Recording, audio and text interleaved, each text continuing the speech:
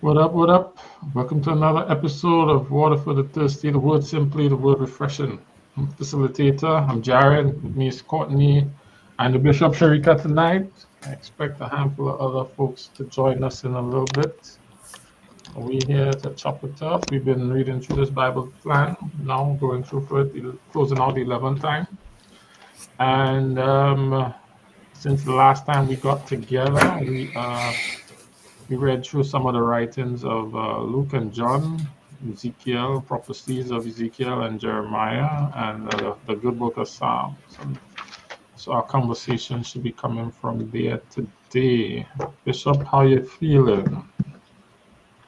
I'm better than I deserve, but we're good. That's what's up. Courtney, how about you? It's been a sad week for the Bronx, but otherwise, it's all right. Condolences. Yeah. I feel you. I feel you. I do have a handful of experiences from my week, reflections.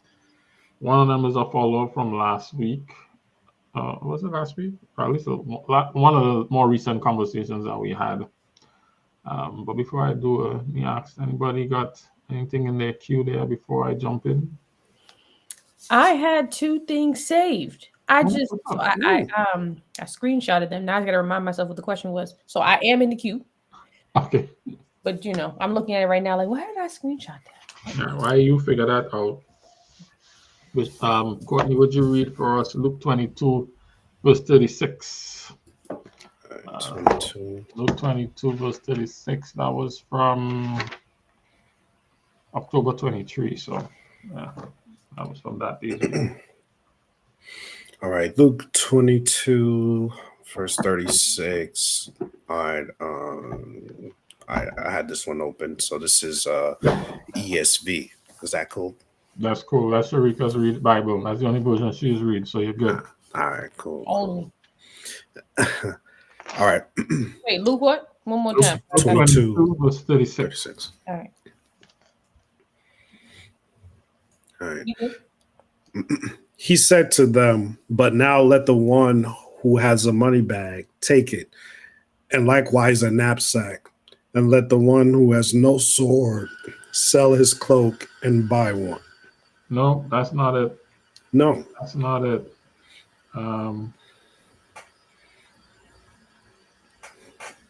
No, that's not it. Then I wrote down the wrong number. Hold on. Okay.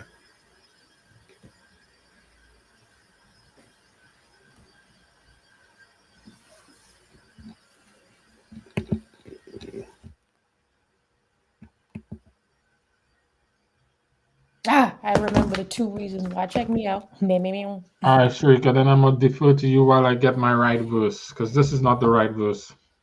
Okay. All right. I think I wrote down the wrong thing. I'm in Ezekiel. I want to say this is 34, starting at 14. 34, So I kind of read from 14 to 24. I was kind of mesmerized by that. So okay, 14 to You said 24. it's Ezekiel 34, 24. 34. 34, 14 to 24. 24. Okay. Yeah. I will feed them with good pasture, and on the mountain heights of Israel shall be their grazing land. They shall lie down in good grazing land, and on rich pasture they shall feed on the mountains of Israel. I myself will be the shepherd of my sheep, and I myself will make them lie down, declares the Lord God.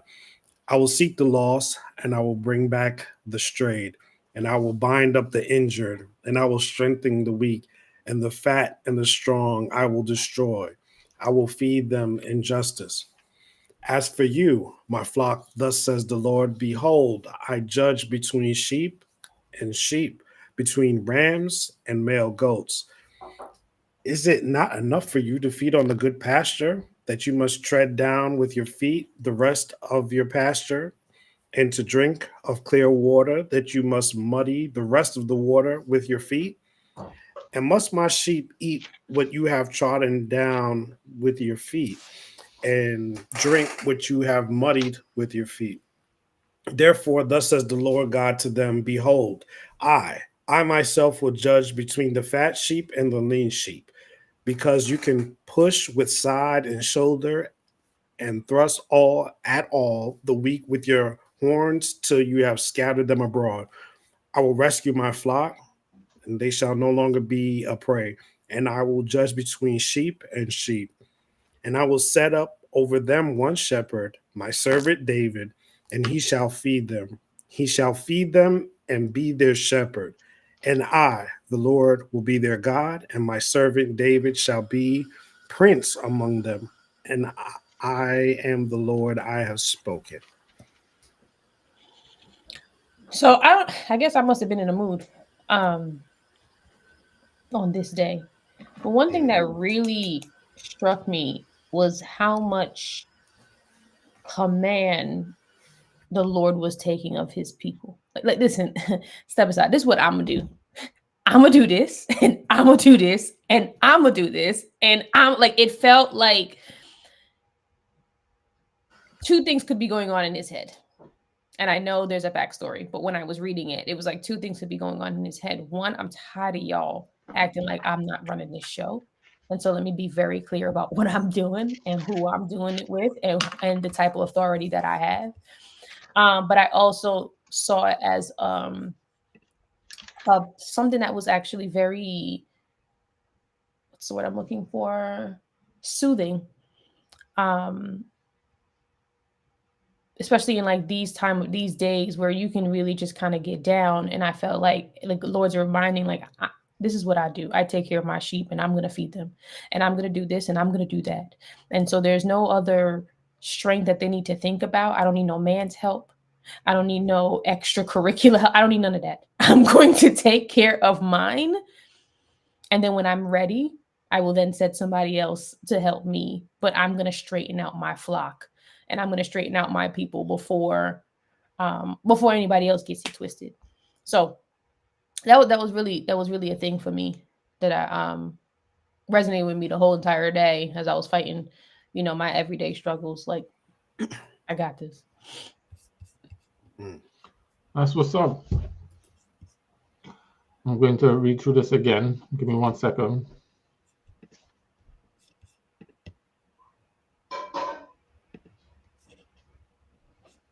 Yeah, so that was another thing that that's not what I was looking at Luke, but that was what you kind of spoke to was a thing that kind of stood out to me. God's agency and all of it, and his declaration of his responsibility and his role. Like, I'm the one who's doing this, and it forced me into my own question. But yes, I'm with you in seeing how much he speaks about what he is doing. And let's not get it twisted. This is all me. I know we are keen on seeing that when he's talking restoration like he is here. But when he's talking desecration, we like to blame it on the devil and other people. You know how I feel about that. I swear. And I'm like, no, he is saying this thing here that I ordained and set up and consecrated, and where my name lives, I am going to tear it down because all they done messed it up. It's interesting you say that, because in 35, I actually highlighted that where he basically cusses Mount Seir, right? Where he's like, listen, I'm not doing this with you. And he starts 35 with just like, the word of the Lord came to me, son of man, set your face against Mount Seir, the prophecy against it. And I said to you, thus saith the Lord, behold, I'm against you, Mount Seir, and I will stretch my hand against you, and I will make you a desolation and a waste. I will lay your cities waste. You will become a desolation, and you know that I am the Lord, because you cherish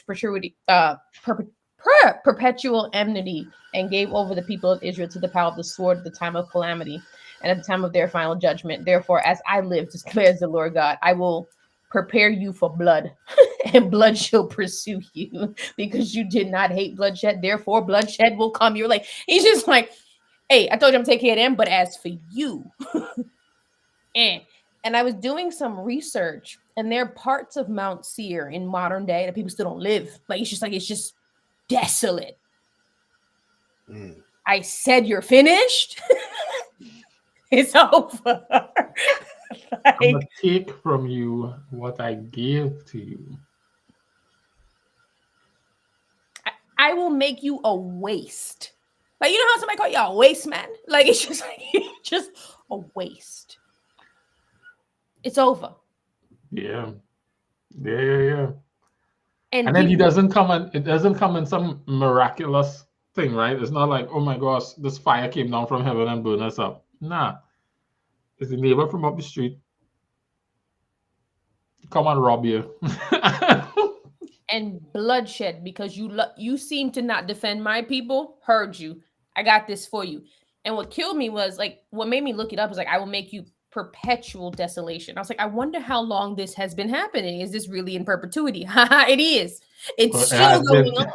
Like y'all still cannot inhabit this place the way you used to because I am so vexed.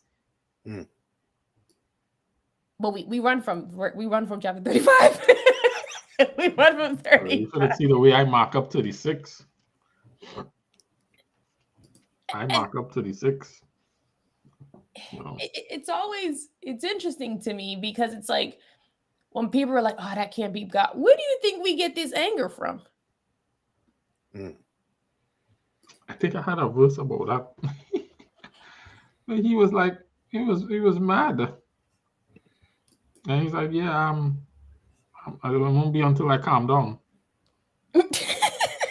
Right? Like, even where does Satan get his anger from? Like, if we really are speaking about creator and creation, and we're talking about sovereignty, and we're talking about Made in his image.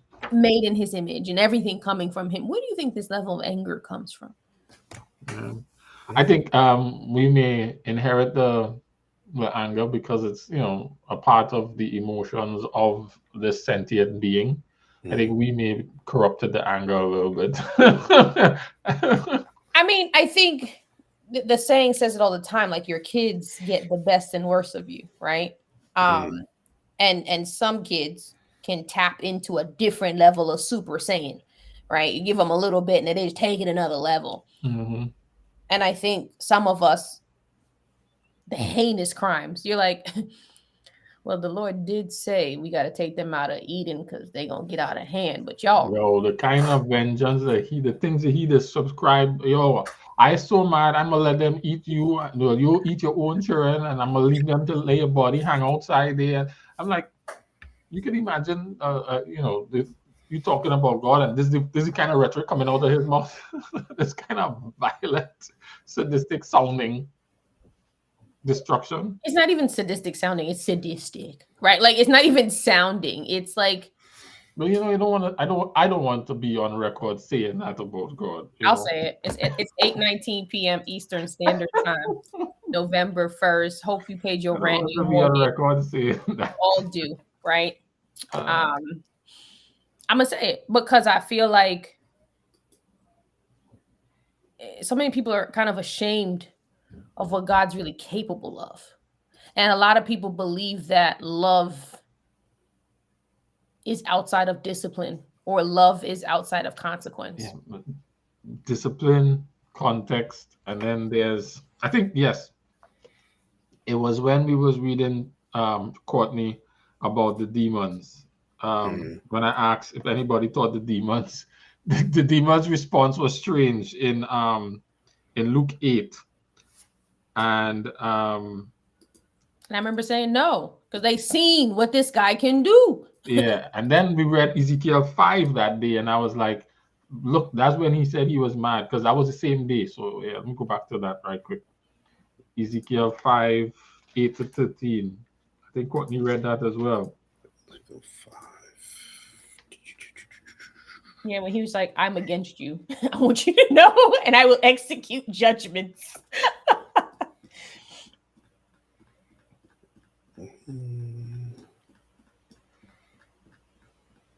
I will not spare you or feel sorry for you.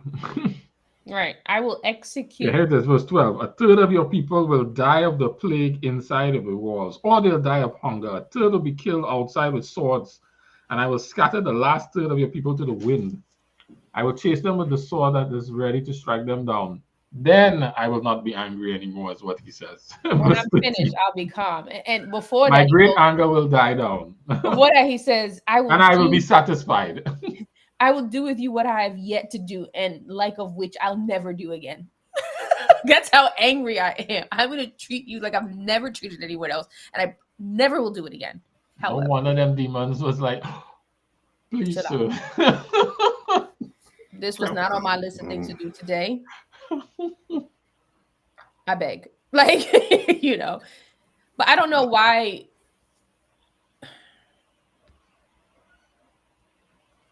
Where do we get this notion that.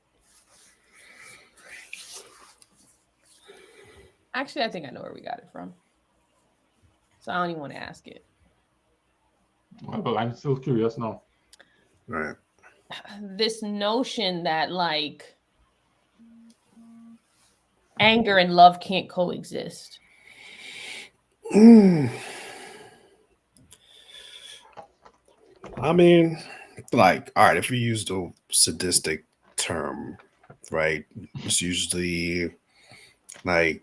You want to use vicious instead of sadistic? I like vicious better. Right, because I was like, sadistic is like kind of like what you're thinking, like that heartless, merciless, cruel. From a human perspective, that is. And then enjoying it too. So that's the other part. Like, do you think there's some pleasure derived from it? If you use that term that we use first. Yes, I will go with vicious. So I don't know, home slices. I feel like there's a little bit of contentment. He did say I'll be satisfied afterwards. I didn't say I will, and then I will be satisfied. I said contentment. Like, yeah, the Bible does say the Bible does have him saying, and then I'll be satisfied. Right. I don't know if that is pleasure. Right. But, you know, I there's can a see satisfaction at very least. I don't know if that counts as sadistic, having satisfaction. Let's see. Let's look it up. Let's see. And then for them, in that verse of Ezekiel, this is based on them essentially going back on or breaking the covenant, essentially.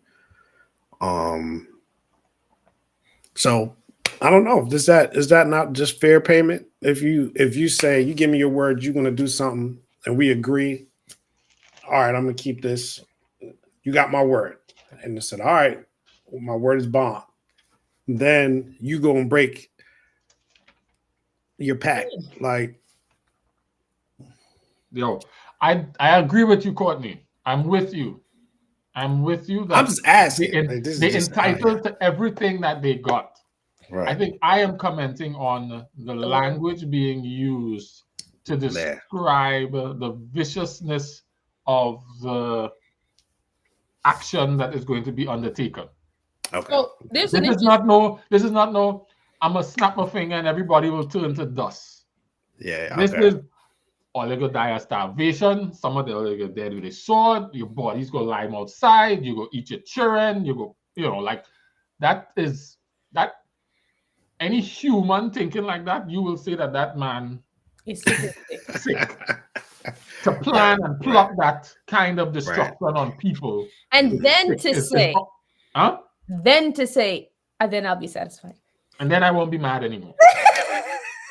Right, like if you were to take that and drop it on a human, that person, you wouldn't put them near to godly. You wouldn't use anything godly to describe a human being speaking like this. And I guess that's where I am coming from. I think we misused the word godly then. How so? Well, because clearly the Bible have God speaking like that.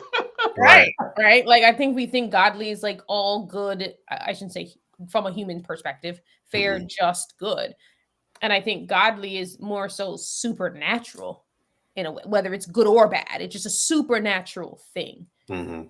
right? Or maybe we need to define good, because Right. if this guy is good and this how he talking, then we might have to redefine good. Right.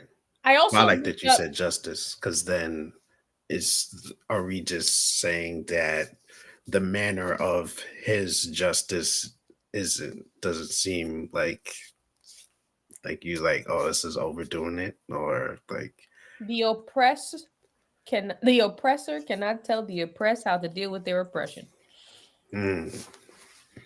I tell you that all the time. You can't wrong me and then tell me how to deal with your wrong. It's up to me. I want to handle it. That's true. Like, That's true. when you look up, what does it mean when someone is sadistic? I'm not advocating describing the most omnipotent and all-powerful, omniscient God as sadistic. I'm not supporting that. I didn't say that. I'm just gonna read it. I'm not here to say right, wrong, or indifferent, right? It says someone who gets pleasure from hurting or humiliating. No, he doesn't get pleasure from it. Hold on. Yeah. Hold on. Sadists feel other people's pain more than normal. And they enjoy it. At least they do until it's over. And then they might feel bad. Yeah, but he don't feel bad afterwards. That's for sure. He also doesn't get any pleasure from it. And he said that a number of times. I get no pleasure from the destruction of the wicked. That is a direct quote from him.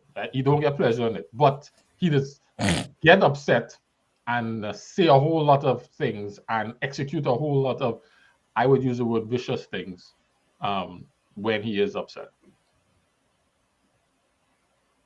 I mean, think about it, right? If I was to be frustrated with my dogs, right? I have a set of dogs in the background, and then they go on and they tear up my lawn. And I decide, you know what? I'm going to drop all there inside that pool and fill it up. You know what people will say about me? You're sadistic. Yeah. That's exactly what God did. He turned on the faucet and drowned everybody. And multiple times. Earth has swallowed up the people. The water has swallowed up the people. So I'm saying it forces us to now look at how are we defining good. Good is what satisfies us. Because good it's subjective. That's definitely true. There is no universal definition of good. It's also a part of public opinion, right? So, like, I was talking to somebody yesterday about Young Thug and the RICO charge, right? Are you guys familiar? I did get some news about it today that he pled guilty and he's on probation. Generally speaking, this gentleman had the longest trial in Georgia state's history. Yes, I did hear that. For a RICO charge that eventually ended in him getting time served, which is just 3 years and 15 years probation, and unable to enter Metro Atlanta. The point I'm trying to make was I was talking to someone and I was like, man, that lawyer, good, right? I was like, that lawyer, did he call him up? If you try to get off, this is the only way you about to do this, right? And the person was like, I'm tired of everybody supporting these gang members who were doing da-da-da. I said, whoa. This isn't the court of public opinion. I'm not saying he didn't do it. I'm saying his lawyer was good. The system was worked and the lawyer was good, right? Like, and they were looking at me funny. Oh, so you think he should be released? I didn't tell you anything. No, I was making a statement about the competency and the effectiveness of the lawyer. That's it. Right? And so their definition of good, they were like, this is not a good thing. And in my head, I'm like, it's a great thing, right? Because it's for the lawyer and for the client. Right. And for the client. And for the client. Like 15 years living a normal life and I don't get whatever, right? Like it's fine. And so I say that to say it's so subjective because the court of public opinion seems to want to define what is good. And here's the thing, that to that point, what we see in Ezekiel is God is somewhat concerned about the court of public opinion, because he's trying to clear his name because of what these people have done to it. He's trying to have the court of he's trying to make sure that his actions have him in the court of public opinion the way he needs it to be said about him. So like I'm going to clear my name, so I'm going to punish them.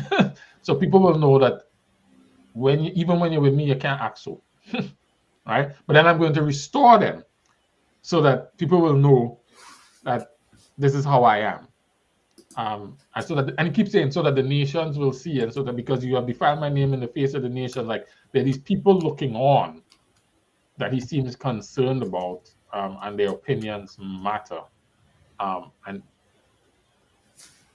I'm wondering if it has to do with so that he can assert himself, and they can't say, well, we ain't paying you no mind because you so. You know? I've always felt like this whole whatever's going on with this universe was simply a trial of public opinion. Right? Because in so many ways, we talked about this years ago, God is defending his character. This is what's playing out. Like I said, I'm this type of person. I'm being accused of other things. Because I was so vicious in that moment. Because I was so vicious in that moment. In that moment, right? I'm being accused of being this person in perpetuity and being unfair in all things. You took it out of context. You didn't understand what was happening. So let's run the footage, right? Like let's play the whole clip. Play the whole clip, right?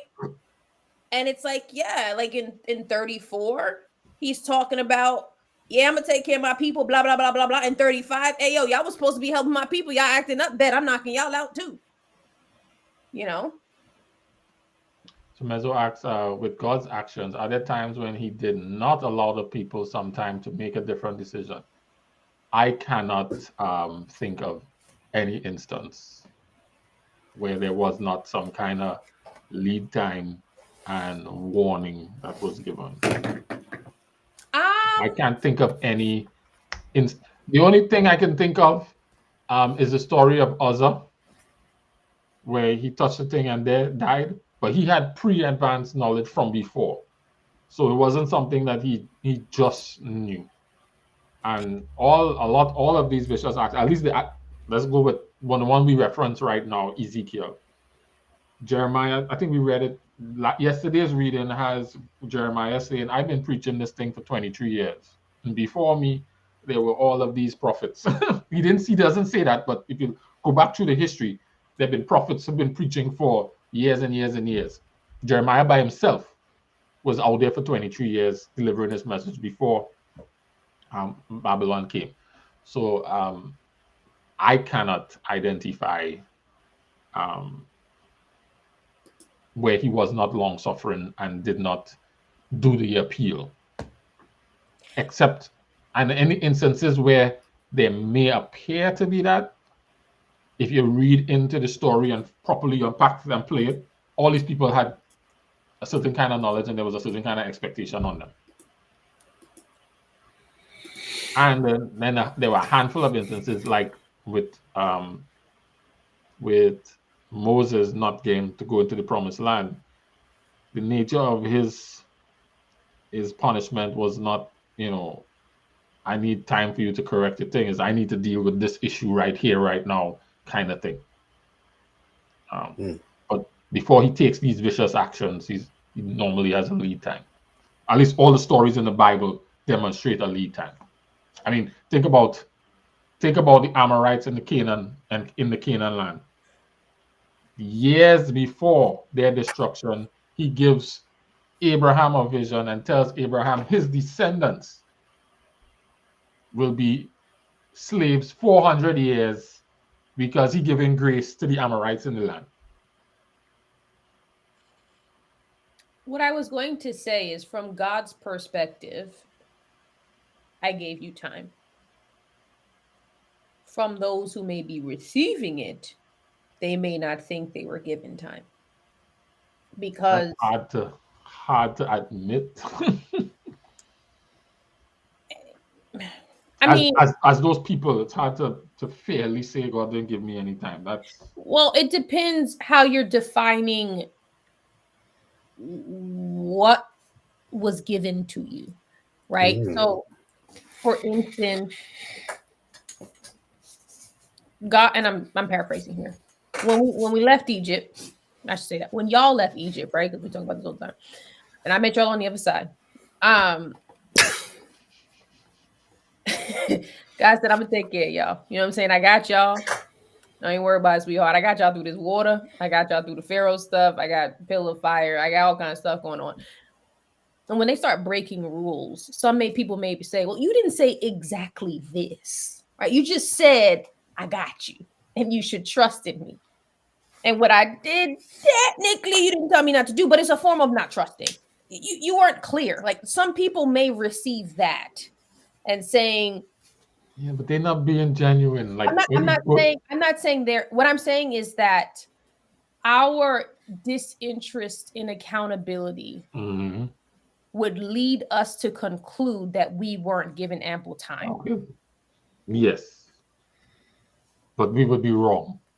Completely wrong, right? Because in the same breath, I shouldn't have to say, hey, Jared, that thing is pepper hot, and I know you don't like pepper, so just hold our corners on that, please. I shouldn't have to say, Jared, you're going to need to go to the hospital if you eat this thing, given what I know about you. And this is going to be a sickness that's going to take 10 days. You shouldn't have to say that. Shouldn't have to say that. Right. But some people are going to say, because you weren't direct, you didn't give me enough time to think whether or not this was a Adam and Eve. No, I couldn't even think. Adam couldn't even say that.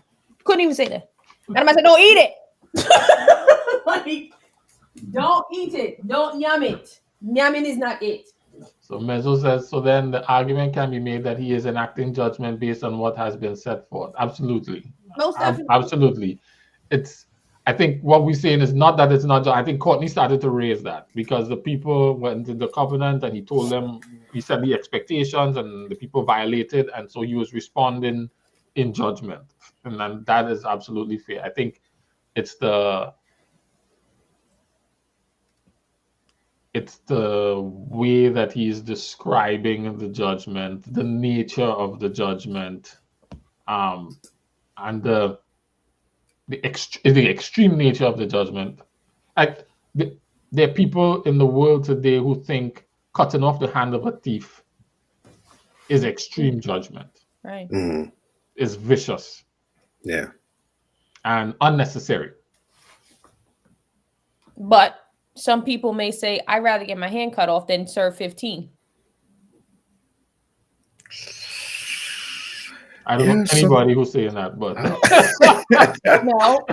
no, actually think about it. Yeah, American jail is fun for some people, but Russian jails, Serbian jails, other places where it's like, oh, these places are caught their hand, right? Like, but I think the problem is that most people aren't speaking against the judgment; they're speaking against the sentence. Correct. And I think that's what I'm speaking to as well. Not the judgment, but the way he's describing the sentence. Because he's doing it in anger and wrath. It's not like, and while he might be measured, because I'm going to give him credit that he's God and he ain't flying off the handle. Yeah. It's written here, it sounds like somebody who's in the heat of anger saying, I'm going to do this, I'm going to do that, I'm going to do that, I'm going to do that. Yeah. And that's what it kind of reads like. And I'm not saying he's out of control, but I'm saying take those words and give it to somebody else. When we read it, you don't regard that as godly. In Deuteronomy in chapter 28, when we were talking about the gifts of obedience, curses for disobedience, it wasn't as descriptive, but he did kind of give you kind of like what Sharika said, like, all right, this is going to be hot. All right. He kind of give you a little bit. He said, there's going to be some curses. It's not like he didn't tell you. He said, all right, he gave you a little summary, like, all right, this will happen. This sort of something like this. It'll be kind of like that. Like, He's telling you. So No, I you're don't right. know. Like You're sure right, Courtney. he kind of He told did you. admit, and he laid it out. And when Yeah. you read through about what he actually did, he did exactly what he said he was going to do in Deuteronomy. Right. But he just got really more descriptive. It was like more like, all right, this is how I'm going to do this. And it's interesting that he doesn't actually do it himself. He sent other people. Well, I wonder what that's about. And so if you're not paying attention, you don't know if you're just being abused by someone. If God is exacting judgment on you.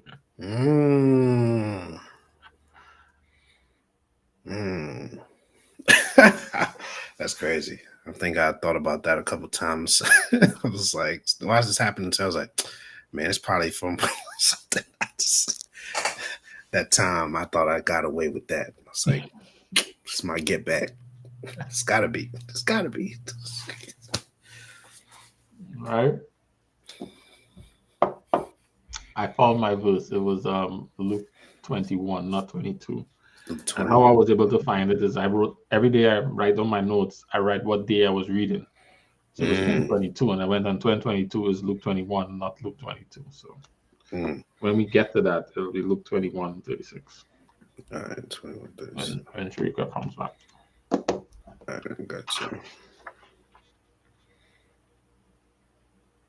So while Sharika is gone, cue up Jeremiah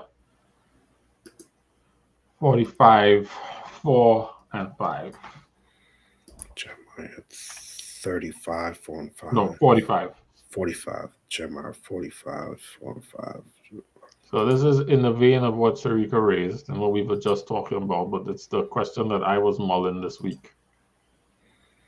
Give me that one more time. Jeremiah 45, 4 to 5. It's, you know, this whole, what you were kind of highlighting, God's taking responsibilities for stuff, and driving and directing, his and then describing his actions. 45, 5. 45, 4 and 5. 4 and 5. So read that. Jeremiah 45 down. Yeah, 4 to 5. 4 to 5. All right. Thus shall you say to him, thus says the Lord, behold, what I have built I am breaking down, and what I have planted I am plucking up. That is the whole land. And do you see great things? I'm sorry. Go back and read from 1. We can read from 4 to 5, but I think it's fair to this study and everybody listening to read from 1. Okay. So we get like the full context of what's being said in 4 and 5. Okay. The word that Jeremiah the prophet spoke to Baruch the son of Neriah when he wrote these words in a book at the dictation of Jeremiah in the 4th year of Joachim the son of Josiah, king of Judah. Thus says the Lord, the God of Israel, to you, O Baruch. You said, woe is me, for the Lord has added sorrow to my pain. I am weary with my groaning, and I find no rest. Thus shall you say to him, thus says the Lord, behold, what I have built I am breaking down, and what I have planted I am plucking up. That is the whole land. And do you seek great things for yourself? Seek them not, for behold, I am bringing disaster upon all flesh, declares the Lord. But I will give you your life as a prize of war in all places to which you may go. I'll let you live, though. He didn't die. But at least he didn't die. Did you die, though? But did you die? You didn't die, though. All right, so. I was merciful. You didn't die. Could some people argue that this is the Lord changing his mind? Changing his mind? Mm-hmm. If you only read this part of the story, perhaps. You know how people say, like, the Lord doesn't change his mind? And I always question that, because I feel like there are times where he's like, that wasn't the best decision. I mean, let's try this over again. And for me, that considers changing your mind. Regardless of That might be a language thing. We may need to go and look at those verses where it says, "I am the Lord, I change not." I'm not like man, I don't change my mind. Like, I think context and language may be important there, because the Bible clearly says in Genesis that he repented, which means he regret. Well, it says he repented and regretted, so he changed direction on this. So it means, what does that mean? when he makes this other statement, what does that mean? Because clearly we have this other thing where he clearly is being described as saying this. So yeah, my question here is, are there signs or indicators that God is uprooting or dismantling something he set up or ordained? How can you tell that that's what he's doing? Is there signs, standard signs, standard indicators to that? What are the evidences? And then how can we know if that's the case for us? And I hear people, talk about, I would just use this as a for instance, God ordained this marriage. Could he, because he said, I am destroying what I have built and what I have planted. And he was talking in this instance about, the Holy Land, the temple, all these kinds of things that were institutions that he created and set up and gave, and made holy. Things that he decided he's pulling them up and saying, nah, I'm done with this, I'm pulling it out. So are there instances when that happens in our lives? And are there indicators that this is one of those times? How can I know when it's one of those times? Let's see. Can I add another question? Sorry, but let me finish mine. Does he always announce it in advance? Is everyone involved always agreed and clear about what is happening? That it is a move of God? How should we handle instances when we may be in dispute? So those are my questions. Those are my thoughts coming out of this verse.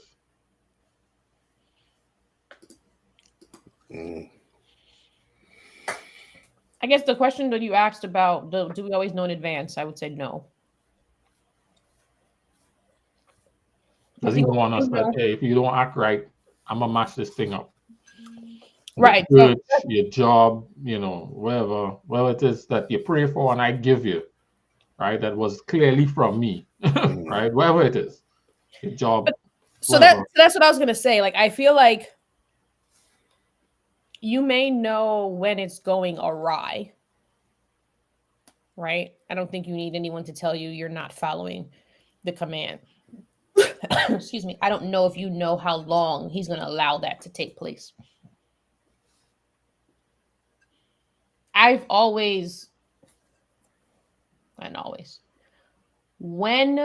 I want to, it's a better thing. When I want to be aware of my foolishness and when I'm out of alignment, it's very clear. I then, you kind of roll the dice and start the clock. Is he going to let me keep going? Am I going to stop? She said, I roll the dice and start the clock. Like, we're just being honest with ourselves, right? Like, so I thought this was a safe place, right? There are very few instances, given how much I have journeyed with God, that I'm like, yeah, I didn't even know I was off track. I'm rolling the dice, right? Like, that's just, so the shock and awe, I can't believe that happened. It's more so, dang, that happened a lot earlier than I thought it was. Or a lot later than I thought. Or he actually did something about that. You raise a point, Sharika. Before I take Mezzo's comment, so I know I'm thinking about Saul in this instance, King Saul. God clearly said, nah, I set this up, I chose him, this was my choice, this was my pick, this was my ordination. But I done with this fella here. And, this is it for him, right? Mm-hmm. I think some of the things I hear is that if God ordained it, no matter what's done with it, it's something it's something that's supposed to last and work. It's supposed to, endure. Yeah, that's the word I'm looking for. If he ordained it, it's supposed to endure no matter what we do with it. And I like your point about if I was messing with it, then should I even really have that expectation? Because I also think that the piece that we're missing is that when something was ordained, it's a moment in time. And it's a moment in posture. And our posture is actually one thing that changes every day, right? And it's a goal to maintain this posture. It doesn't guarantee you're going to maintain it. And so if you stay in this posture, then yes, I've ordained it this way. It's not that I've ordained you no matter what. Right, no matter what. You two were in, or 3 or 4, whatever the situation is, whatever I ordained, in this case of Saul, where you were and your posture is what I ordained. The minute that you slide to the left or slide to the right, I like that. You messed up the equilibrium. A covenant or a promise or whatever, it's made at a moment in time. Right? And I think it's unfair to conclude that if I ordain something or I bless something, regardless of what you do and the person you become or the situation at hand, I'm going to force you to stay in that. Or allow you to stay in that. Because clearly what he does is he kicks them out of the land. No, right? So I would say when most people are fighting for ordinance, whether it's you and God or 2 or more with God, someone in the group wants to go and someone in the group wants to stay. Saul wants to stay. God, I'm out. And he's not even saying to himself, well, because I ordained you a couple years ago, I'm now stuck with you. No. The moment in time and the agreement at that point, this isn't following through. And this isn't like a one-time thing. I've watched this over time and realized that your slide never slides right back. Right. Like David, because David slid and slid back. Right? Or if you slide back too far the other way. And you're like, wait, hold on, where are you going? I no longer know you and no longer can hold you to the terms of this thing because you're no longer that person. And so for me, it feels like in a situation of ordinance, when someone slides, whether it be God and man or multiple people, it's broken because it's all based on this level of equilibrium.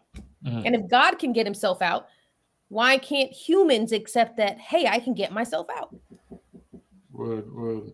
1 second.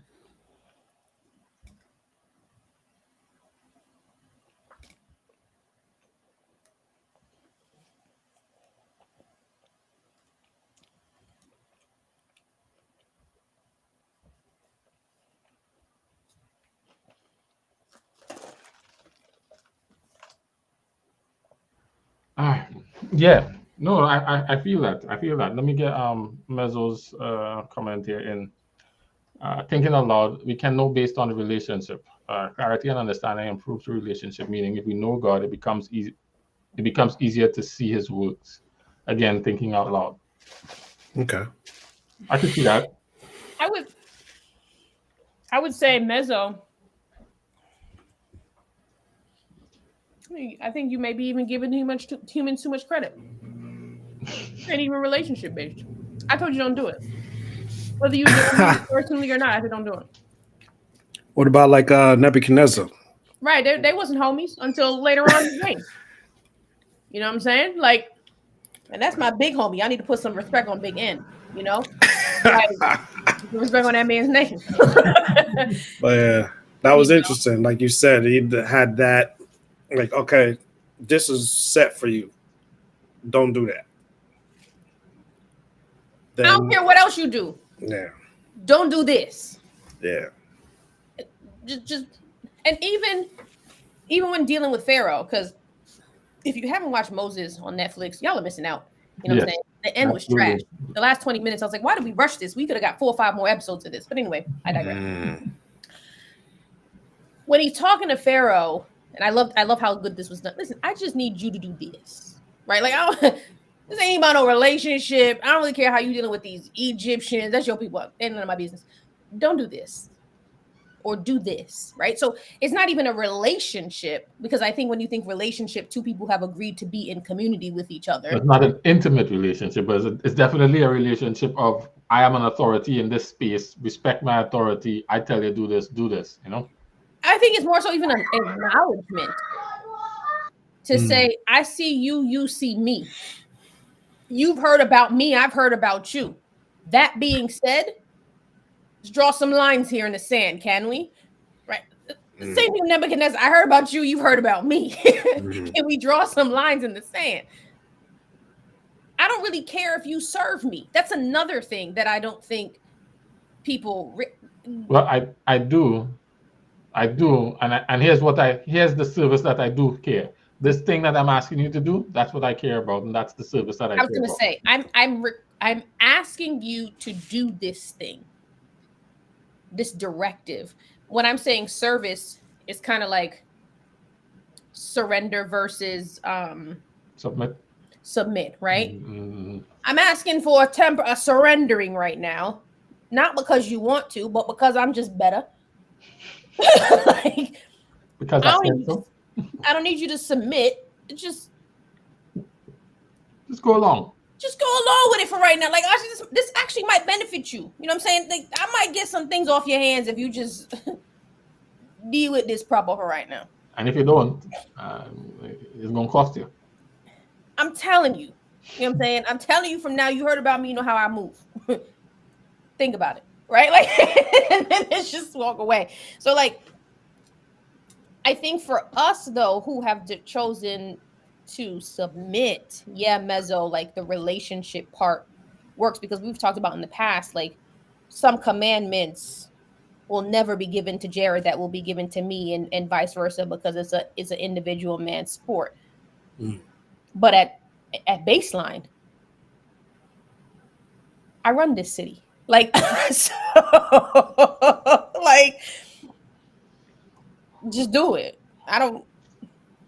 Nobody has to know. Like, and in so many ways, I think that's what happens a lot of times. Like, nobody has to know. Just do it. Knowing where I won't even embarrass you. Just go ahead and do that for me. Do you think, and so I'm just thinking out loud in light of what you said, do you think I know what the story that the writer of Samuel tells, but do you think the people in Saul's time believe that God had rejected Saul? And that his demise was not just his own doing, but God's doing? Because, and I say God's doing because of what we see in Jeremiah and Ezekiel, right? Nebuchadnezzar didn't just show up because he wanted their land, right? According to God, I'm sending Nebuchadnezzar. I'm putting in Nebuchadnezzar to go and take his stuff. This is my doing. It's not, yes, he's doing it, but he's doing it at my initiative.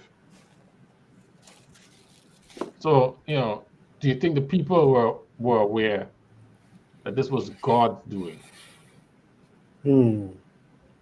to destroy the temple, or allow Nebuchadnezzar to raid the temple where his name is, and desecrate it? And desecrate it according to the rules that he set up for keeping it holy. one of the ways that I've always empathized with the people is that they were of split mind, in that they wanted heavy earthly representation of power. And in so many Say more. ways, Say more. I'm not following what you mean by that. Not that it's not right. I just would like to better understand it. if you're looking at the people that were near them, whether it's monarchs or tyrants or even other gods, there was always a physical manifestation of this hierarchy, this power. Okay. And the children of Israel desired that. So there was something about that that felt like it gave them a level of equality of sort. I never understood it, and I think I can empathize because there's certain things in my life that I'm like, why do I want that? Right? Like, why do I feel like that gives me something that I don't necessarily need? So that being said, I don't know if they thought this was like God saying no, because at this point they seem powerful, and Saul is a man of stature and of power and has been doing some good things, but they've seen kings win and lose and, whatever. And so I don't think they believe that God was like, I'm good on this one. Mm. But I can understand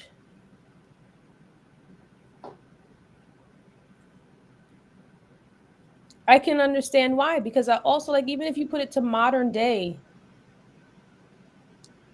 and everybody knows my opinion on priests, pastors, and whatever, but sometimes God said, I'm done with this.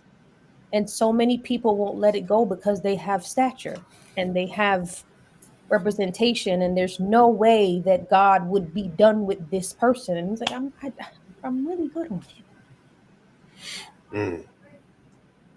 And he may not be done with them like permanently, because I'm sure if they come around, he can find a way to. But he's done with them in this posture, in this role, in this posture, in this setting, in this situation. I need you out of this. You might like that, like this, right? Like, I need you out of this seat of office or place or whatever. Like Moses.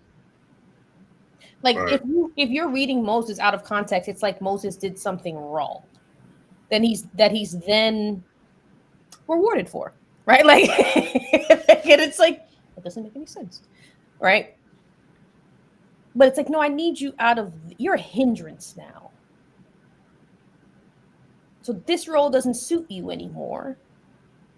They're not going to believe me because I got you roaming with them for so darn long and doing everything, and now they've whatever. So if you tell them you're not in the role, they're not going to believe it. If I tell them they're not, so I have to remove you completely. And set up somebody else. And set up somebody. But I want you to know that I still bang with you. You know what I'm saying? Like, which is a mind screw. Your mission on this trail is finished. And to a human might look like tragedy. Right.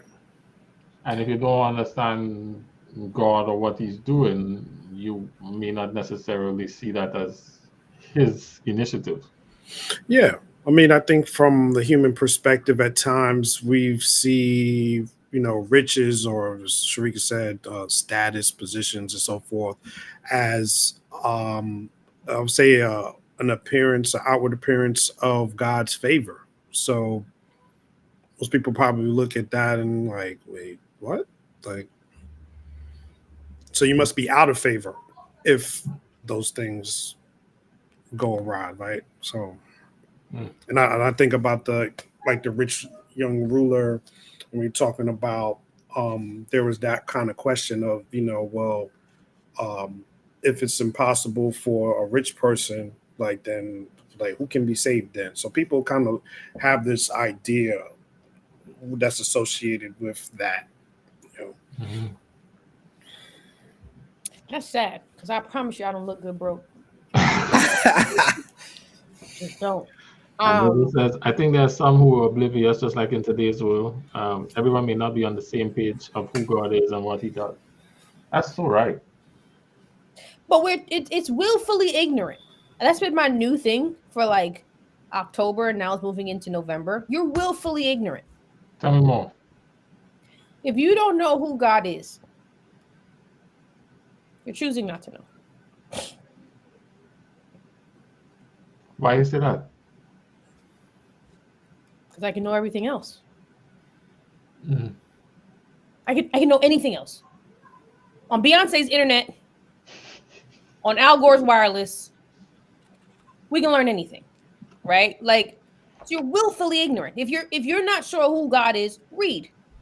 If you're not sure who God is, earnestly pray. And I'm not trying to say that that's easy, because if you've been riding for us the last 10 years, I've experienced a couple of hiccups along the way, right? Like, to be very clear. However, I'm really starting to understand when God says, none of y'all ain't got no excuse.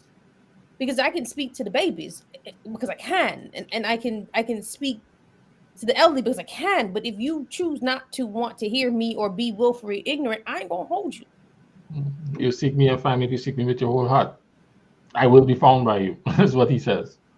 And it doesn't even have to be, at least in my experience, it didn't even have to be in a conviction of I want you to save me. It's just like, I feel like I started in the, I don't believe that you be doing what people say you be doing. That's exactly where he started. Right? Like, and I warn people, careful what you ask for. Because he will show up. Right? You put him out there, he'll show up. The one thing about that is that I believe that in my whole heart, that I don't believe that you doing what people say that you doing. Right? And I think some people think that posture could be a turnoff, but in so many ways, it's like, okay, you truly believe that. Now I can show up. Right. Because you've picked a side, and that's cool. Like, you know what I'm saying? Like, just say where you're at. You keep showing up to these Bible classes. You keep talking to these people. So clearly you kind of am interested, but I bet, cool, let's have a conversation. So what I'm hearing you say is, I guess there are ways to know if God is dismantling something he uprooted, if you pay attention. I'm saying you may not know the sentencing. But you know it ain't what it's supposed to be. You don't know when it's going to get dismantled. You don't know what dismantling looks like. Case in point, it was a funny joke. If you guys watch Fuhad and James on YouTube or IG, they have a podcast, two British guys. And they talked about what was one thing that you do that haunts you for your life. And this guy said, I gave my boy season tickets so that I could spend time with his girlfriend. We then got married. We're still together. And to this day, I still hear a voice that says, you should have gone to the games.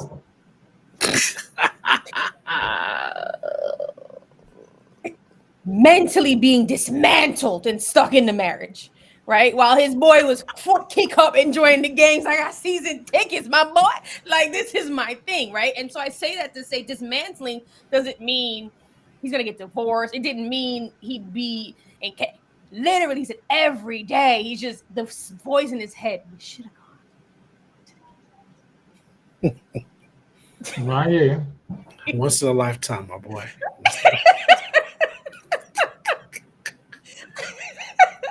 All right. You know, it was a good joke, but we don't always know what dismantling looks like. We don't always know. I just, to your point, because you could believe, if your framework is he established this Saul as king, so no, let's go a little bit further. He put his name in the temple and made that the symbol of his dwelling in the space. Then because he did that, this thing will always endure.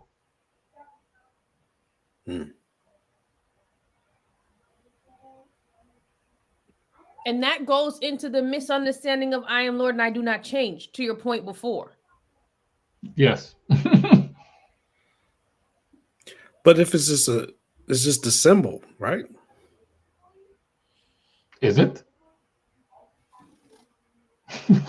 I'm not saying it is or it isn't. I'm asking a question. Is it just a symbol? I'm just saying it's a symbol, and then it's me. It's like, Is he living there or is it a symbol? well, hey, was Is it his dwelling or is it a symbol? well, all I know is Ezekiel saw the wheel. All right. And I'm asking because he said Nebuchadnezzar to mash it up. He also said the Romans to mash it up. In fact, that's what Jesus prophesied. Yeah. You see this thing here? But remember, he only gave it to them because they wanted it. Not the temple. The temple, no. No, He no, didn't no. give that to them because he wanted it. Oh, yeah, kinda. No. They didn't do it. He gave, when they said, yes, you will be our God, he sent Moses with instructions to set up a dwelling for him to be among them. I'm not convinced that if they wasn't so bad mind and dirty and stuck And in that there. was before they had a king. I'm not convinced that if they weren't so fixated in blending in as much, would we have ever really needed a temple or a dwelling place? Nah, the temple and dwelling place had nothing to do with them. That whole we needed a physical thing came after he initiated this. This was never any kind of request from them. When he said, I'm going into covenant with you in Exodus, right? He sends Moses back with the instructions on how to build this thing after the model of what he has going on in heaven, right? And he tells them, this is how I need to set it up. And he introduces this whole ceremony and everything on his own initiative because of the relationship that he was trying to be in with them. That is Leviticus. The whole book of Leviticus is that. The whole instructions of the temple, everything. Yes, later on, when they finally get into the promised land, this is before they make it into the promised land. This is the mobile setup, right? Eventually, what happens is Solomon goes and builds this fixed edifice later on, which becomes a temple. But it was, the almost like the permanent structure to the mobile thing that they had going on, and he set up people to move it and carry it back and forth and give them responsibilities, and he set aside Levi to execute it and run it and all of that. That was all his initiative. And that was so he could dwell among them and so that they could survive his dwelling among them. I get that. But it says in Ezekiel that the glory of God of Israel was ready to depart, and it was moved down. So is it like in part, like his glory was, and then he's still there? Like how? That's what I was trying to say. Like this could be, not like fully. I don't know. I don't. Point. The glory did move in after they set up the thing, and then he's like, "Yeah, I'm going to move my glory," and you can mash up this. You can mash up this thing that the casing that the glory was in. I'm take it out. Right. You can mash it up. And that's, I guess, I'm having a non-biblical thought. Uh-oh.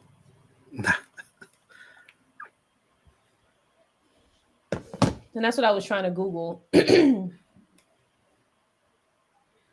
What were the physical representations of gods during that time? Of gods? Yeah. I don't know.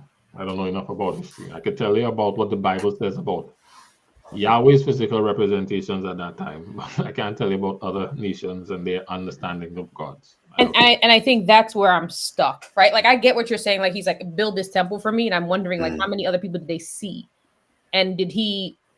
And this might be me passing my place. Feel like, all right, well I got to give them a replica because they're used to seeing their God in form. Because then when Courtney's saying like, my glory is leaving. Like, I don't need this. I'm giving this to you. You kind of need it. And I can kind of throw it away because I don't need it. Right. And up to then, he was with people and didn't need it. So that's where I'm struggling. So I think understanding the context in which it's happening may be helpful in the struggle. The covenant that he entered into them was, I'm bringing you out of Egypt. You saw what I did. I'm willing to enter in this relationship where you will be my people and I will be your God. And then the terms of that is what we're gonna live on. If you accept, I'm now going to come and dwell with you. And I say that because that's the whole Bible. I mean, when we get to Revelation, he comes and dwells again with human people and says that same thing again. So that language is essentially the construct on which is happening. So because he's their God, he wants to come and demonstrate physically for them and everybody else that he's with them and he dwells with them, which is why he sets up this space, and all these things that facilitate him being in their midst. Right. Once they start acting the fool and misrepresenting his name, if he's in their midst with all this, when we're talking about PR, because they acting the fool and he doesn't do anything about it, then it's misrepresenting, him. So he goes and to say, I don't approve of this, even though these are my people, and I'm still in covenant with them, or I will remain in covenant with them. I don't approve of this, so I'm going to leave this to demonstrate that my disapproval, and to demonstrate that I worked and worked and worked and worked and worked to try to correct it, and these people were willfully, not interested in representing me the right way. Before this, did he not declare dwelling with people? Not like that, no. Not with a group of people, no. He had an intimate relationship with Abraham, and he had one with Isaac, he had one with Jacob, he had one with Melchizedek, he had one with Jethro. He was not living with any group like that. He hadn't singled out a group. Okay, so I'm getting clarity now. It was more of a one-on-one commitment. Yes. Maybe even 2-on-1, but in this case, we're talking nation on one. And he selected this nation to be his special people. I appreciate that. That helped clear up some stuff for me. Thank you. Now, his intent was to be that for everybody, but he started with this group to try and bring them in. Right. Because he is saying essentially he is the sanctuary. And I'm looking at it in again, I'm like in Ezekiel, like chapter 11, and it's just like verse 8 said, I have been a sanctuary to them for a while. So it's like he is the sanctuary, like literally. But I also think it's interesting, even in this situation where it's like you mentioned it, Courtney, his glory leaves. Yeah. I'm not sure. Let's not say that. I'm almost positive that didn't mean his glory left everybody, but it's leaving this temple, this situation, whatever's going on here, while this thing gets absorbed. Which goes back to what I was before, that 1-on-1, 2-on-1 thing. Yeah. Until you get your life right, and then I'll come back on a nationwide scale. Yes.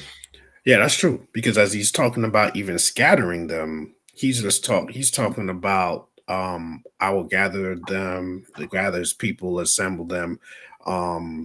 So even in that sense, he's saying that he'll be with all of them, even wherever they are. Like, so I think we talk about that in our group studies about the individual and the group. Sometimes we're just like talking to the group, then you have the individual ones. Because I think those things happen too when we read, and I'm like, man, I mean, it couldn't have been everybody. Like everybody. It wasn't everybody. It might be the majority, but it definitely wasn't everybody. Yeah. I mean, think about it, Courtney. How many times do you have siblings? How many times you got in trouble because of your siblings? Man. And then they say them children. Yeah. I'll just be like, how am I getting this? Right. Everybody Everybody got to go to bed. Right. Yeah.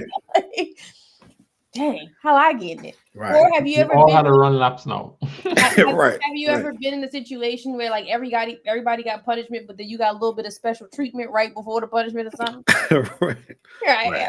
Like you know what I'm saying? Like you might get a little extra 5 minutes or something. You know what I'm saying? Yeah. Like so. Yeah. There's that. There's definitely that. Mm.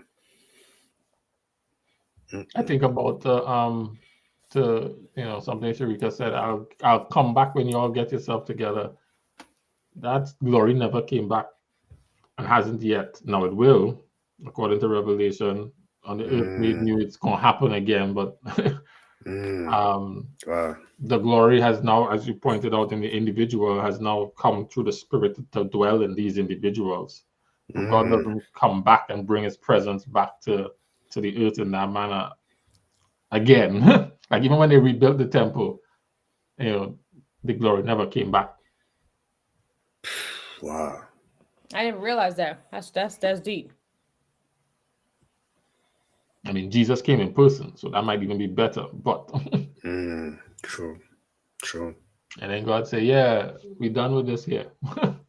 We done with this," and He tear the thing down the middle. Yeah. This thing that I set up, we done with.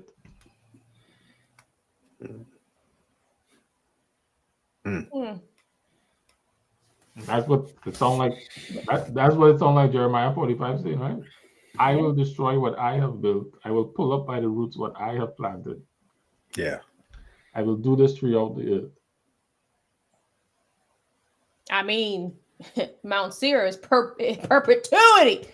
You can't live here.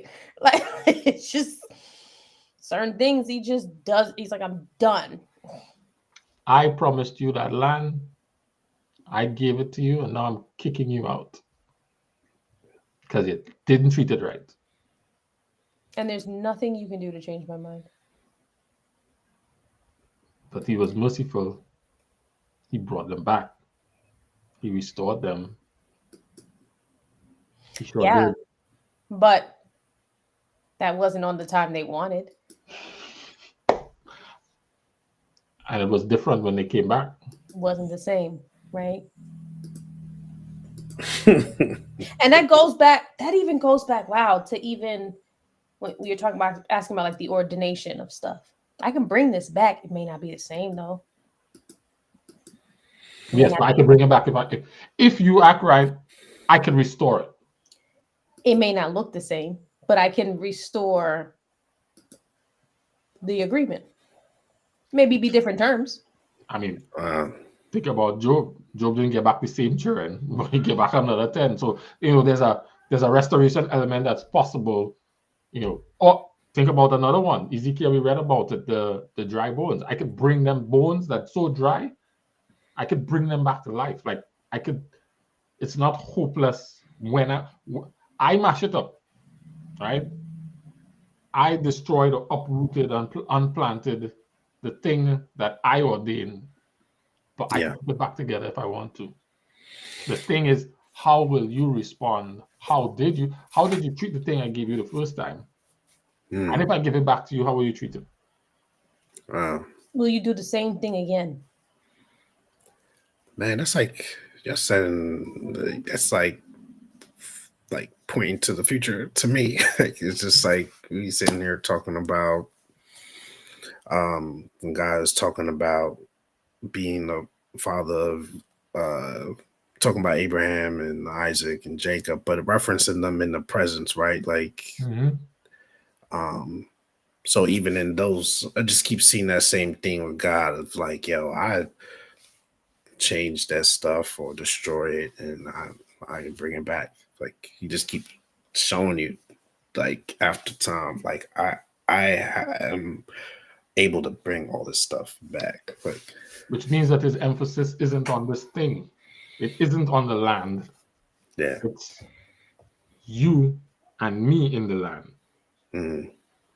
because it's my land, right? Like,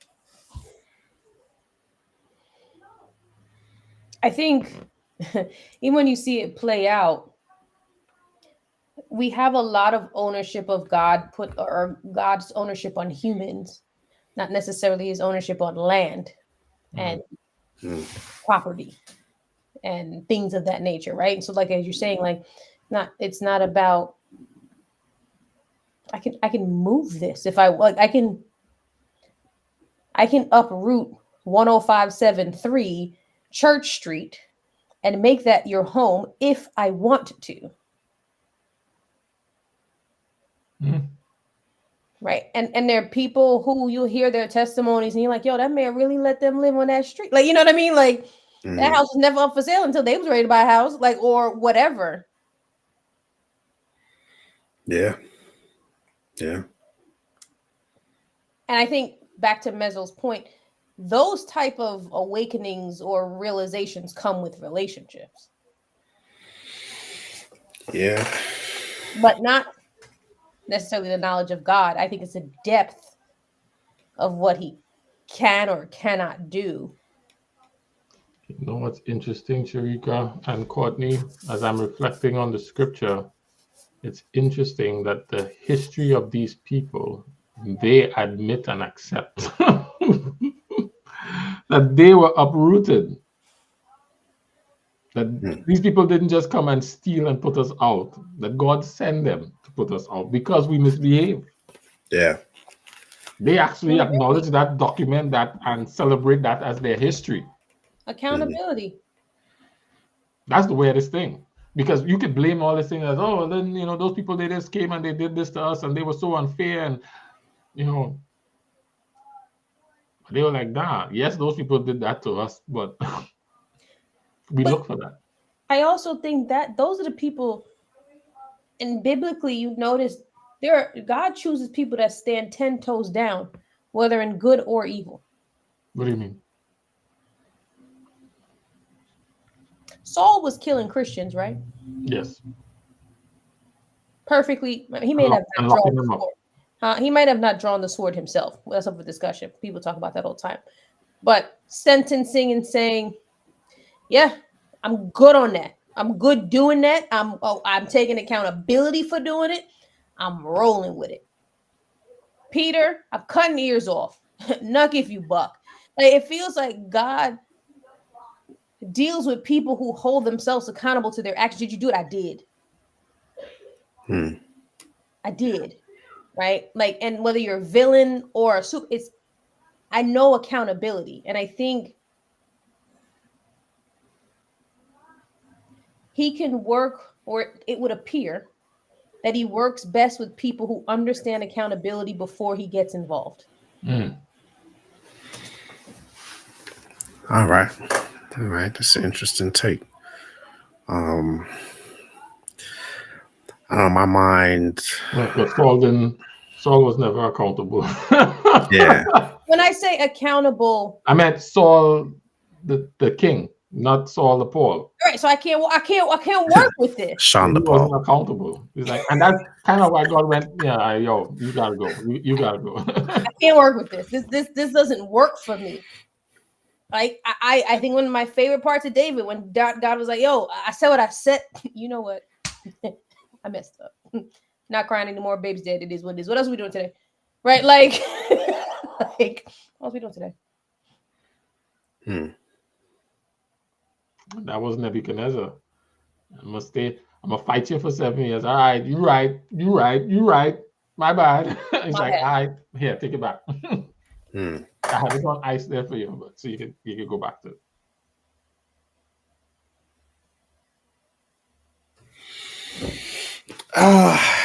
Man, and in my mind, I feel like I was taken into thought of experiences that we go through in present or maybe even in the past, and sometimes it takes maybe years, decades even, for you to realize that it was the hand of God that allowed it For instance, I'll say, I was talking about Joseph, but um, I think from my personal experience, sometimes it's easy to look at a situation you're going through and look at the person in front of you that's maybe dealing out or doling out, whichever one you want to say, the punishment or doling out the whatever, Suffering. just making your situation challenging, Mhm. difficult, whatever. And it's sometimes not till a lot later on that you're like, because in your mind, you accept that God is the ultimate authority. It's only going to happen because He wanted it to happen, right? Um, so you're not even looking at the person anymore. Like, oh, so and so did me like that. And I think I just had a conversation with my brother about that this week. Start to mature in my spiritual life where at times where I'm like, I just hear myself change. Just like, man, God allowed that to happen to me because He wanted me to learn this. It's not even about the person no more. Like, it's like, God allowed that to happen because He wanted to take me from here to there. Like, you see that you changed because of that. The situation, well, obviously, you're like, man, this person in front of me, this, whatever loss or failure that you had at that stage, then you get, like I said, years later, you looking back, you're like, man, no, God allowed that to happen for me to be able to get to this place, even have this relationship with Him, but also just like, oh man, I can see why I had to go through all of that to get here. So I find that at times in the Word too. Again, ultimately, God is there's these instances where I see you just like, man, God took you there to take you there. Um, so That, it ain't that, even about that person, it ain't that's what about I see that in verse 2 nation. and 3, Courtney. Yeah, That's what I see in verse 2 and 3. The Lord God is saying, Baruch, He says to you, you have said, how terrible it is for me, how the Lord has added to my sorrow and pain. I'm worn out from all my groaning and can't find any rest. Right? yeah, That's what you're describing. yeah, This other person or this other situation is causing me all this heartache and stress and yeah, groaning, and it's so yeah, bad. And why would this person do that to me? And God is saying, He said, I meant to say to you, I am me yeah. pulling up what I planted and what destroying what I have built. Right, But Courtney, no I think matter where you go, I will let you escape with your life. right, So it'll right. be all right.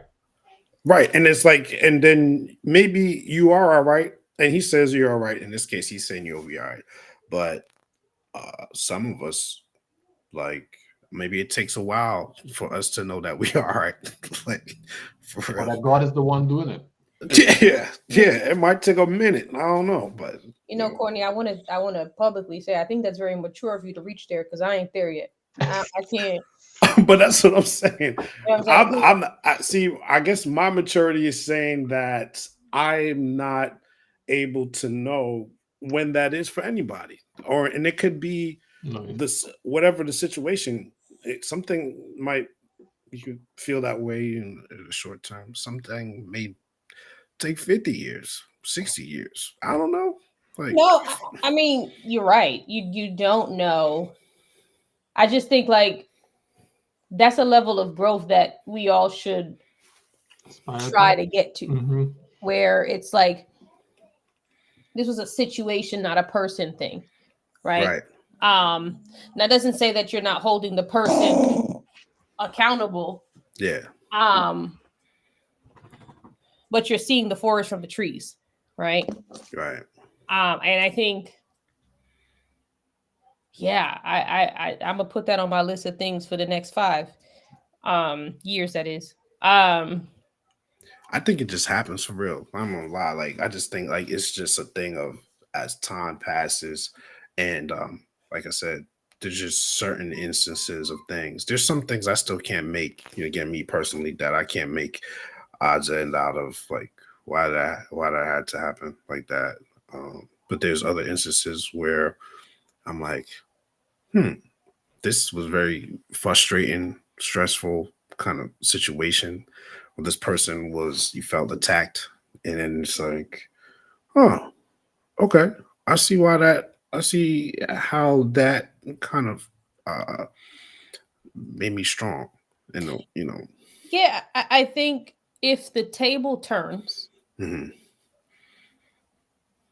then yeah, it's easier for us to see, like, all right, like Right. I had to endure this hardship in a friendship or relationship. And I say relationship, I mean platonic, romantic, whatever. Right. In order for the next one to come around for me to be open to experience XYZ, right? I've always said I lost some good friends in the 2020s because I needed to make room for the ones I met in the 2022s. Like I realized I needed those more, right? I think where the difficulty, that next level, is when it's just you and God. Mm. And I can't be like, Courtney wronged me so that I could be better to Jared. Right? Like, right. I'll be like, my guy, like, you wronged me for why? Right? Right. That's that level of that Wu-Tang was talking about. You know what I'm saying? Like, Yeah. But to be fair, some of those in the Bible, at least as we're talking about Jeremiah, Ezekiel, and the nations who executing these judgments and creating these heartaches and whatever, God just pulled them up afterwards. There's Edom. Mm-hmm. When Edom mistreated Israel, they desolate now for what they did for Israel. Babylon, he said, they come in to destroy you, but I'm gonna deal with them because they go overdo it. They will do what I said them to do, but they'll overdo it, and I had to deal with them for that too. Mm-hmm. So what also just came to mind, a mentor of mine. I don't talk to them as much anymore, not for any other reason outside of life. But when I used to talk to them about like entrepreneurship, like, man, this is hard. When is this gonna get easier? Da da da da da. And they would say, the moment that you accept that this is hard, it will always be hard, is the moment that I can actually help you. Mm. It doesn't get easier, right? And like I'm relating that back to like the relationship with God or us being on earth.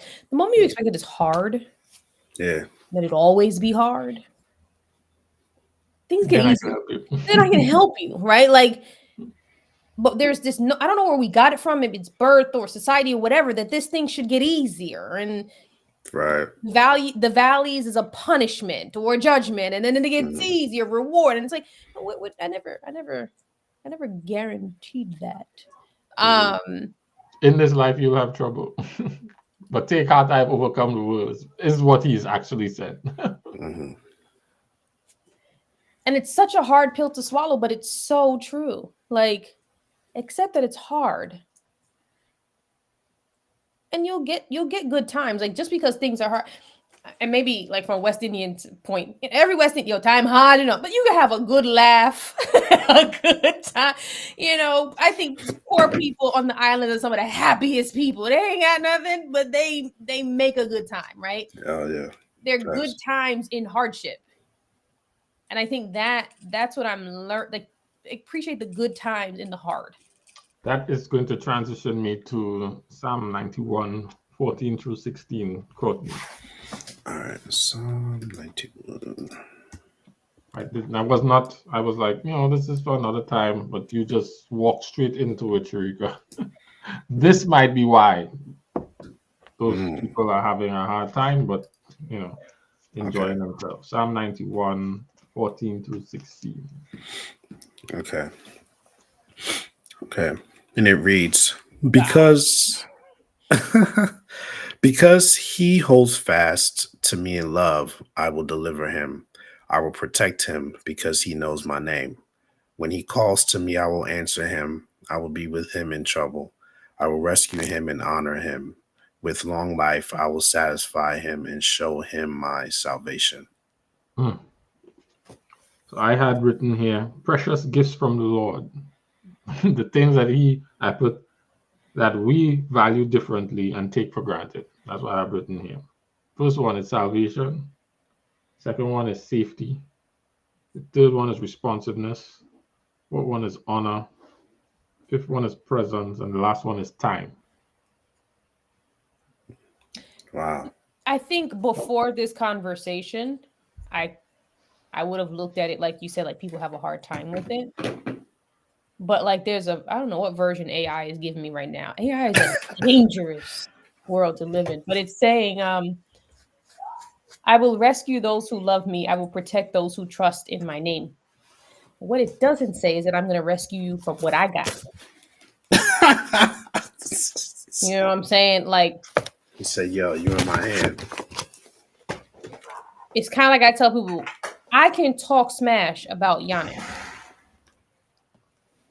but I'll go to death if y'all try to do it, right? Like, it's just, Yeah. I'm protecting what's mine, but I also can judge what's mine. Right? When they call me, I'll answer. You're right. I'm going to answer you. I'll be there in trouble. I ain't say I was going to get you out of the trouble. Presence. But we in there together. That's I didn't true. leave you, right? I will rescue and honor. The rescue's up for discussion, my boys, my girls. It is what it is. I will reward them with long life and give them my salvation. You can live really long. That doesn't mean that it's going to be a prosperous life. It doesn't mean that it's going to be a non-hardship life. But you didn't die. But did you die though? Right? Like, are you valuing the things that I value? That I value. But then here, AI jumps in here and says, the promise in Psalm 91, 14, 16 means that those who love and honor God can expect his protection and provision and know that nothing happens without his approval. God promises a long life to those who trust and love him, which could be on earth or in eternity. You got to roll the dice. Huh? Shout out to AI for that one, because that's definitely you either get snake eyes or you get you get that double stick. You know what I'm like, yeah, I'm giving you this. I'm giving you the stuff that is important. That, like, you know, like somebody bring you a gift basket and you go, what is this? Yeah. Or no, is James Bond when they come with a little watch and they're like, a watch? What am I gonna do with the watch? Yeah, it has a little thing that'll jump out on the side and okay, this watch is good. But when I look at it, it's like, a watch, really? How am I gonna use this on a mission? But you still want where's the big old gun? You still want me to go on the mission though, right? That's a perfect example. You give me the watch. Hey, listen, I'm always listening to you. I always got you. I'm watching you all the time. Walk into the club, you know, give me my martini shaken, not stirred. Next thing I know, there's a knife in my neck. Sir, did you not see? You said you was always watching me, my G. You could have told me in the earpiece that they was about to pull up on me. No, you let them pull up on me, right? Now I'm wounded. The watch is still on. What you want me to do with this thing, right? You know what I mean? Like, and so many times you'll see in Bond, he'll be shackled. And then all of a sudden the watch works, right? Like now it makes sense. Now the watch works. It didn't prevent me from getting captured, but now that I'm captured, it's gonna help me escape. It's gonna help me escape. Sometimes he had to get captured to find out the villain's plans. See, that's how it goes. That's why you have to get caught. But also, you know, one thing keeping with Bond, because I love Bond. You never hear Bond go back to headquarters and cuss them out for the electronics, right? Never. Like, this thing didn't work. It wasn't enough. He goes back. He's like, oh, that watch is kind of cool, son. Like, appreciate. What you got this time? What else you got, right? Wow. And that's an interesting posture of like, I've been cut up, beat up, shot, whatever. Oh, but I'm at mainland. What's the next gadget? What you got? I'll go back outside. And somehow the guy giving you the gadget kind of almost already know what's happening because it's perfect for the situation that he had. Right, that's true. Like, how you know that's what he's gonna get? How you know he won't need a rope from his watch? From the watch, right? Like, he's gonna just come out like a fishing net, and all of a sudden you out, right? Like, how you know I need that in this mission? So yeah, we just cooked this up. Like, oh yeah, and the level of trust. Bond has never asked them. I shouldn't say that. One time he did when he was trying to recover, and when Daniel was doing it, when he had gone away, and they were just like, can you even perform anymore? And he's like, I guess. Well, anyway, but in most cases, he never asked for physical experimentation of the gadget. he just puts the gadget on and trusts that the gadget's doing what the gadget said it's going to do. Hey, Like, Q is the man. Like that's how it goes. yeah, Right. That's because he trusts in me. because he Yeah. Hey, this man got me out of some stuff, and I seen him get 006, 005, 004 out of some stuff. Right. Put the watch on. I'm out. We outside. Yep. All right, babe. Cool. He We said, outside. take the watch. I'm taking the watch. Don't know if I'm going to use it, how I'm going to use it, when I'm going to use it, if I need to use it. But I'm going to take it. But he said, put the watch on. He said, put the watch on. And he said, I'm watching you, and I'm always here. Mm. That's crazy. That's crazy how we just used James Bond to describe the father. And I don't know how I feel about it. Because I really be like pressing the buttons on the watch. Does this work? All them illustrations he just said. I guess my prayer is to value salvation, safety, responsiveness, honor, time, and presence more than the physical stuff. You know what I'm saying?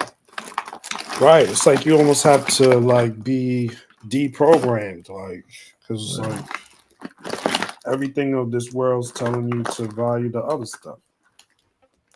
And if you don't have that other stuff, then it's like, oh, this life ain't worth living no more.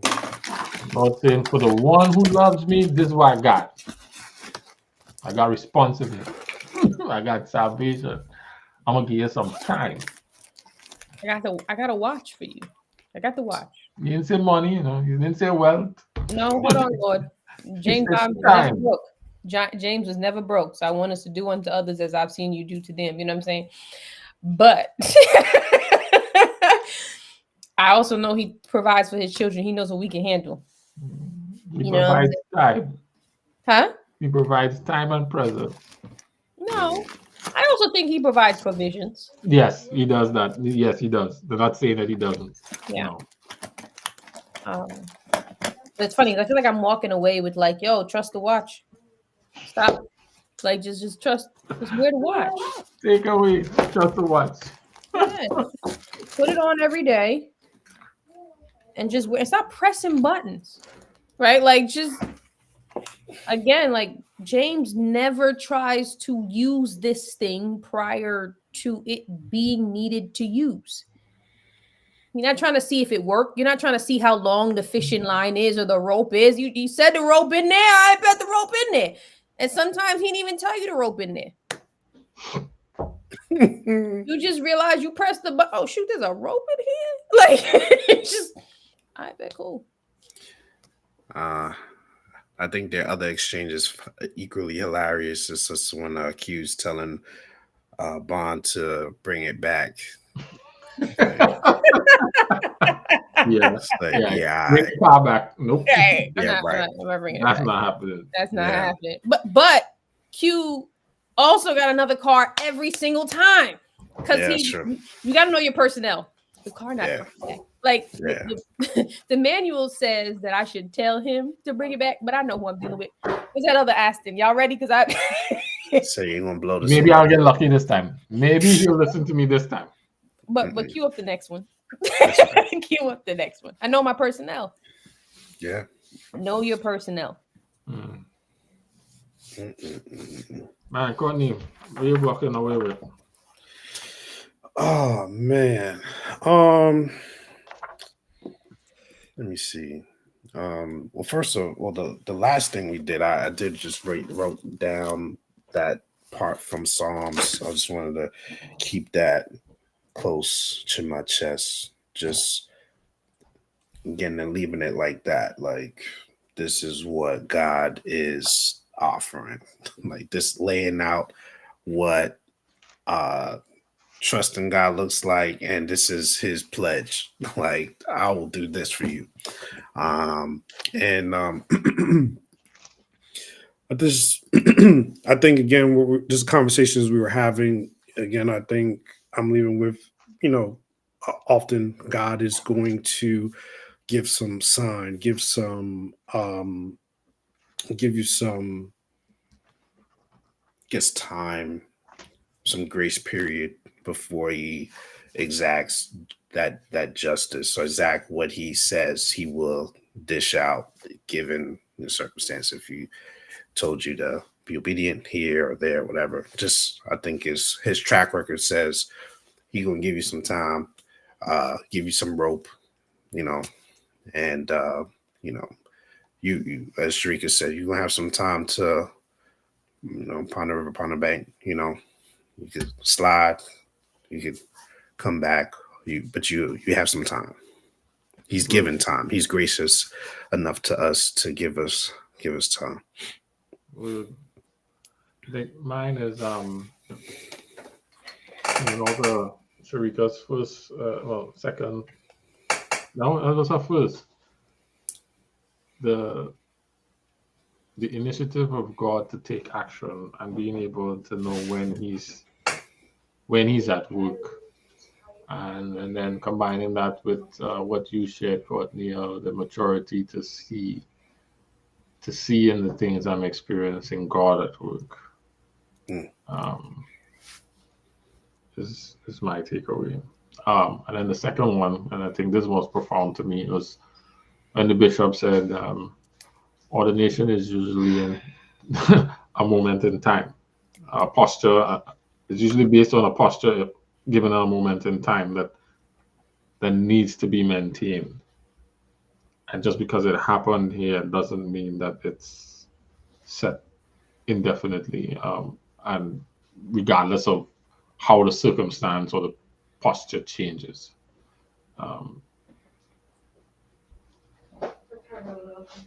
Yeah, that was profound to me. So I'm working with that today. Oh, that's dope. Mezzo says, takeaway. I see many things destroyed all around me, but trust God will have me get away with my life. The rest is not promised. Life might not even be this life. Word. Oh, dope. Where can you find the reading list? If you have any kind of Apple product, you can get it in the store, the app store. Just search for Water for the Thirsty and download the app, and then the reading list is in a. You can just open the app and go on today, and then it'll be there every day, and you can swipe back through the days and go to the dates and whatnot. So there's an app in the App Store where you can get it there. There's also a PDF that you can download from the website, waterforthethirsty.com. So those are two places where you can get a copy of the reading list for now.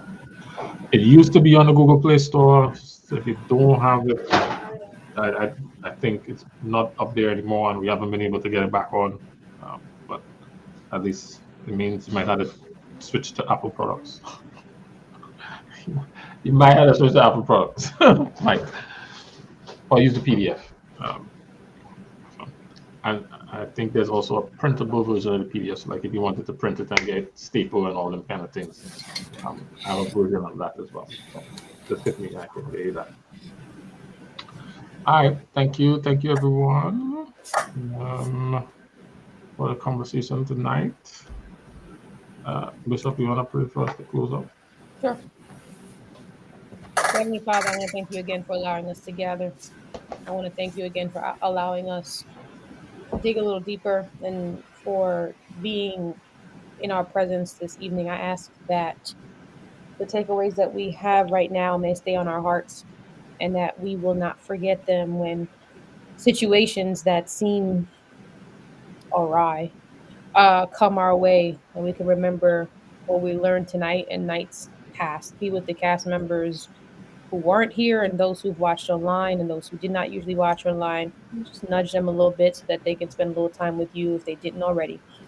Thank you and praise you. In Jesus' name I pray. Amen. Amen. 1 and 14 is 15. So I think the next time we're on is on the 15th of November. Mm-hmm. And then we're not on again until December because November has 5 Fridays. Mm.